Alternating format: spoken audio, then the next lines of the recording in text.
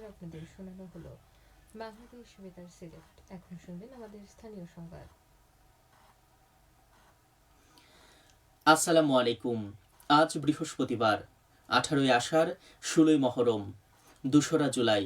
বাংলাদেশ বেতার সিলেট সংবাদ পড়ছি রেজাউল করিম রাব্বি। চলতি বছরের এইচএসসি ও সমমান পরীক্ষা শুরু হচ্ছে আজ। সিলেট নগরীর 25টি কেন্দ্রে এই পরীক্ষা অনুষ্ঠিত হবে।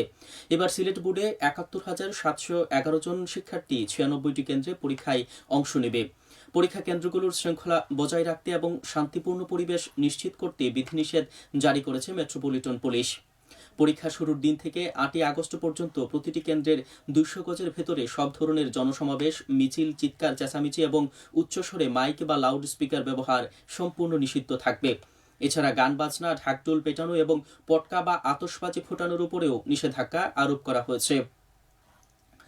নির্বাচনের আগে জনগণকে দেওয়া উন্নয়নের প্রতিশ্রুতি সরকার বাস্তবায়ন শুরু করছে বলে জানিয়েছেন মাননীয় প্রধানমন্ত্রীর পররাষ্ট্র বিষয়ক উপদেষ্টা হুমায়ুন কবির। গতকাল সিলেটের বিশ্বনাথে সরকারি স্বেচ্ছাধীন তহবিলের আর্থিক অনুদান বিতরণ অনুষ্ঠানে প্রধান অতিথির বক্তব্যে তিনি একথা বলেন। গতকাল সিলেটে বিশ্বনাথ উপজেলা পরিষদ অডিটোরিয়ামে উপজেলা প্রশাসনের উদ্যোগে এই অনুদান বিতরণ অনুষ্ঠানের আয়োজন করা হয়।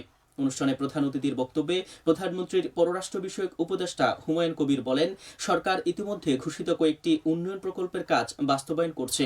আগামী দিনেও অনুদান সহ সব ধরনের উন্নয়নমূলক কার্যক্রম অব্যাহত থাকবে। তিনি উন্নয়ন কাজে দলমত নির্বিশেষে সকলের আন্তরিক সহযোগিতা কামনা করে বলেন, দেশে উন্নয়নের এই ধারাবাহিকতায় বজায় থাকলে সিলেট সহ বিশ্বনাথ ও উসমানীনগরেও ব্যাপক উন্নয়ন সাধিত হবে। অনুষ্ঠানে বিশ্বনাথ উপজেলার বিভিন্ন এলাকার 70 জন উপকারভোগীর মাঝে স্বেচ্ছাধীন তহবিল থেকে নগদ 5,000 টাকা করে আর্থিক অনুদান বিতরণ করা হয়। উপজেলা নির্বাহী কর্মকর্তা জাহিদ বিন কাশেমের সভাপতিত্বে এবং যুবদল নেতা রুমেল আলীর সঞ্চালনায় এই অনুষ্ঠানে বিশেষ অতিথি হিসাবে উপস্থিত ছিলেন সিলেট 6 আসনের সংসদ সদস্য ও সিলেট জেলা বিএনপির সাধারণ সম্পাদক অ্যাডভোকেট এমরান আহমদ চৌধুরী। এ সময় অন্যান্যদের মধ্যে বিশ্বনাথ থানার ভারপ্রাপ্ত কর্মকর্তা গাজী মাহবুবুর রহমান, উপজেলা প্রকল্প বাস্তবায়ন কর্মকর্তা প্রজেশ দাস এবং সমাজসেবা কর্মকর্তা কামরুল ইসলাম সহ বিভিন্ন সরকারি দপ্তরের কর্মচারী কর্মকর্তাবৃন্দ উপস্থিত ছিলেন। শ্রম ও কর্মসংস্থান এবং প্রবাসী কল্যাণ ও বৈদেশিক কর্মসংস্থান মন্ত্রী আরিফুল হক চৌধুরী বলেছেন, সিলেট থেকে গোয়াইনঘাটের জাফলং পর্যন্ত ট্রেন লাইন চালুর উদ্যোগ নেওয়া হয়েছে। গতকাল সন্ধ্যায় সিলেট জেলা প্রেস ক্লাবের ফল উৎসব অনুষ্ঠানে অতিথির বক্তব্যে তিনি একথা বলেন। তিনি বলেন, এই মাসের মধ্যেই রেলওয়ে প্রকৌশলীরা সিলেট এসে এর সম্ভাব্যতা যাচাই করবেন। এরপর ফিজিবিলিটি স্টাডি হবে। মন্ত্রী বলেন, সিলেট থেকে জাফলং পর্যন্ত ওয়াগন ট্রেনের পণ্যবাহী কোচ চালু হলে জাফলং সিলেট রুটে সহজে ও কম খরচে পণ্য আনা নেওয়া করা যাবে। এছাড়া পর্যটক সহ যাত্রীরা সহজে যাতায়াত করতে পারবেন। ঢাকা সিলেট রুটের 6 লেনের উন্নীতের কাজ সম্পর্কেও তিনি বলেন, ভূমি অধিগ্রহণের সমস্যার কারণে এই সড়কের কাজ আটকে ছিল। সার্ভিয়ার সংকটের কারণে ভূমি অধিগ্রহণ কাজে দেরি হচ্ছিল। সম্প্রতি ভূমি মন্ত্রীর সাথে কথা বলে সিলেট 6 জন সার্ভিয়ার নিয়োগের ব্যবস্থা করা হয়েছে। আশা করছি দ্রুতই ভূমি অধিগ্রহণ শেষ করে ঢাকা সিলেট মহাসড়কের কাজ পুরোদমে শুরু হবে। আরিফুল হক চৌধুরী বলেন, জৈন্তা গোয়াইনঘাট কোম্পানিগঞ্জের যে কোনো জায়গায় একটি আধুনিক হাসপাতাল নির্মাণের ব্যাপারেও আলোচনা চলছে। এটি নির্মাণ করা গেলে পুরো সিলেটবাসী উপকৃত হবে।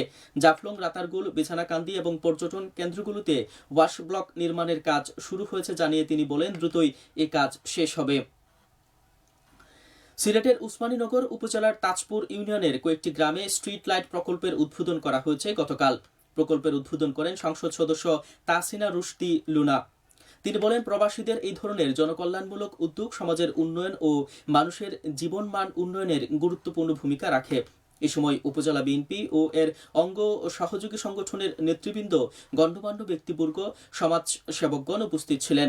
যুক্তরাজ্য ভিত্তিক একটি স্বেচ্ছাসেবী সংগঠন এর আয়োজন করে।